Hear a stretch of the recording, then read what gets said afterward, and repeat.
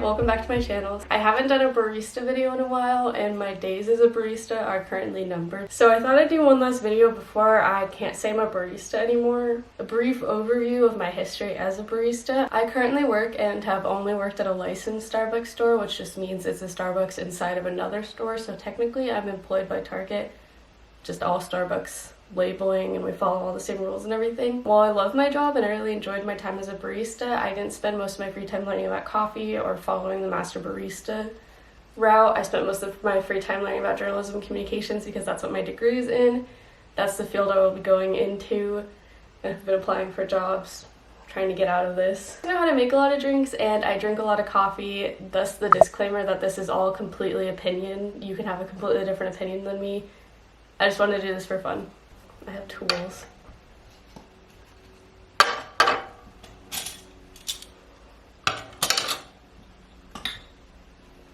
I'll pretend that's not for alcohol. I literally, for this video, oh shit, that's heavy. Okay, that's not gonna go in there. For this video, I made myself a deconstructed matcha so that I could make it at home. The side of this matcha says instructions: add 1/2 to 1 teaspoon of matcha to 6 ounce cups of water. Use a frother or whisk for 1 to 2 minutes until matcha is well blended, and then enjoy. So while this says whisk, the website also says shake, and at work at Starbucks we use the shaker, so I decided that I'm going to make 1 chamberlain matcha whisked, 1 Starbucks matcha whisked, 1 chamberlain matcha shaken, and 1 Starbucks matcha shaken. Also, because not a lot of people I feel like own frothers or want to buy frothers. Maybe more people do than I think, but this isn't even mine. I stole it from my sister. She'll never find out though because she doesn't watch my videos. Thanks, Nicole. And then I'm also gonna make half. So I'll make 1, because I can't drink all of this matcha in one day. I'm gonna split it in half servings for each. I'm also using oat milk, the Oatly kind that we use at Starbucks, because that's my favorite and I'd rather that over water. And I'm using the same milk for each drink. So to make it in half, I'm going to use 3 ounces. Why am I like shaking? Also, the thing I'm making this on is like not stable at all, and if it falls, I'm fucked. Because Dunkin' is my next most frequented coffee place, I also considered testing theirs out. I decided against it partially because I didn't want to ask them to give me a deconstructed one so I could make it at home.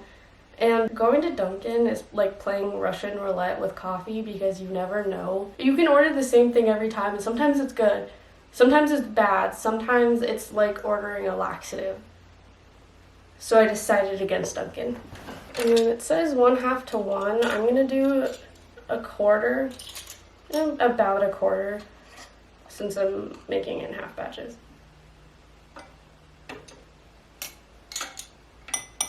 The one thing I learned about matcha working at Starbucks is that it gets everywhere. There's just little matcha particles all over the air right now. Just from looking at it, one thing I can note is that Starbucks matcha is a lot finer. It's a lot less chunky, like it's very fine and thin. The way it's ground up, Chamberlain's looks a lot chunkier. I don't know how that'll be once we actually make it though. Let's start with the froth. Please don't go everywhere. I don't know if this is a bad idea in such a small cup.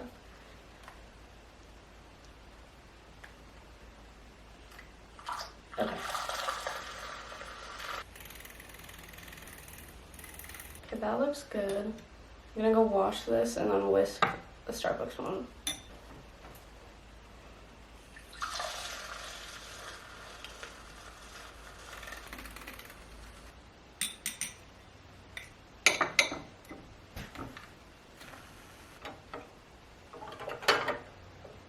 Here's the Starbucks matcha whisked. It's a very pretty, almost like sage green color. And the Chamberlain matcha whisked is a little bit of a darker, deep green. The foam is really pretty on these.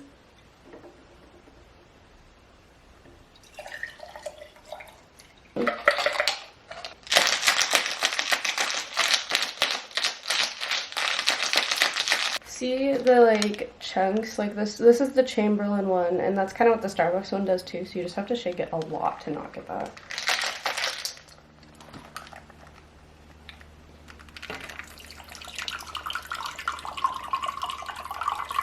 I'm making a mess. Fun fact, my very first Starbucks manager, who left a few months ago, literally hated me, and it's just because of how messy. She probably had other reasons, but like, she would literally complain to other employees about how messy I was. Her favorite activity was shit talking. I can't put that in. Well,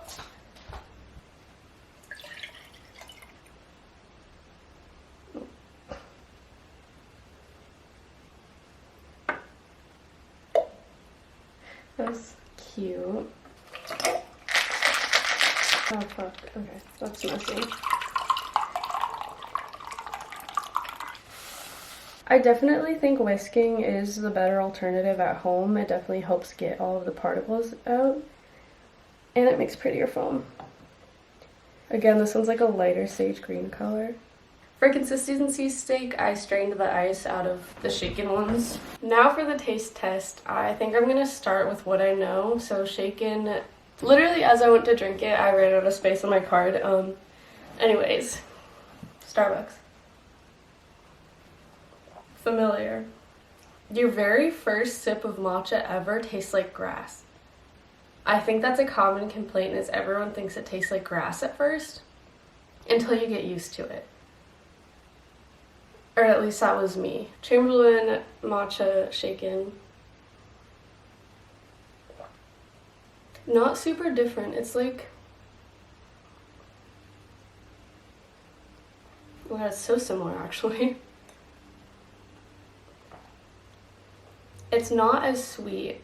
Starbucks matcha comes pre-sweetened, so that's why this is going to be sweeter. If you like super sweet matcha, this would probably taste exactly the same if you just add a little bit of sugar to it. The only difference I can really tell is that one's just not as sweet.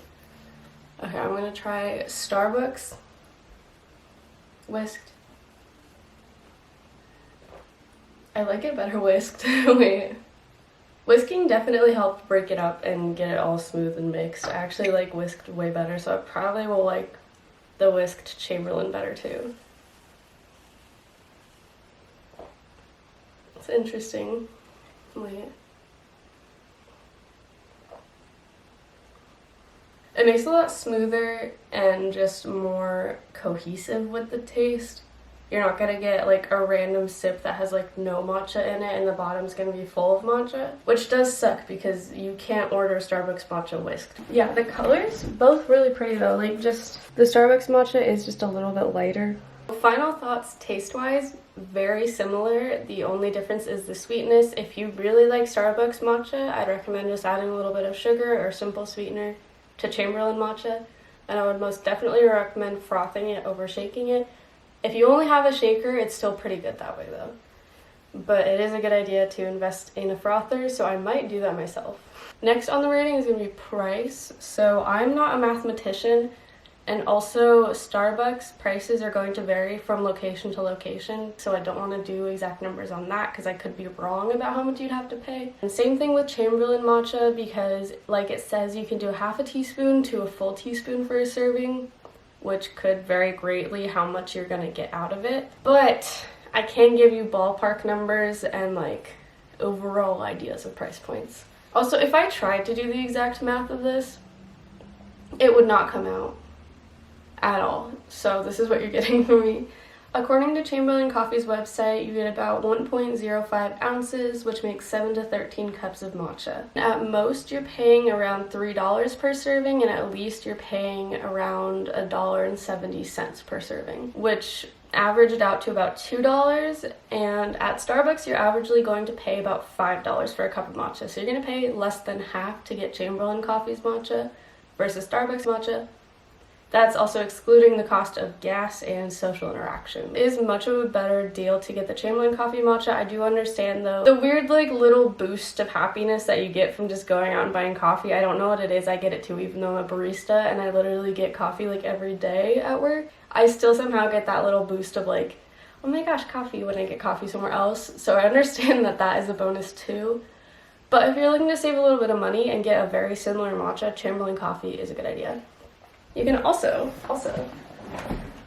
because I like spending money with absolutely no reason to spend money. I got the little mason jar and it is so cute. Like, if a big part of the reason that you get like the little happiness boost from going out and buying your coffee is that it's just in a cute little cup or something, this might help you spend less money. It's initial spending money because you just spent money to buy it, but if it makes you go out to Starbucks less. But I'd say Chamberlain Coffee did a really good job with matcha, and it's really cool to see Emma branching out of just the coffees that she's done, because you can go on her website and buy so many different products right now, and it seems like she's doing a really good job with each of her products. About a year or so ago, I tried a few of her coffees, and I still drink those. I still really like her coffee. I actually just purchased more. It's really cool to support someone's company that I've been watching on YouTube for years, that sometimes I practically feel like I know her.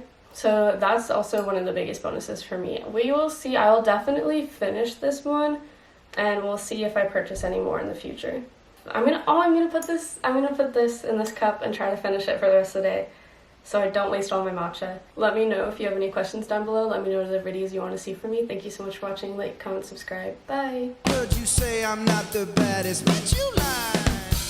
It ain't my fault.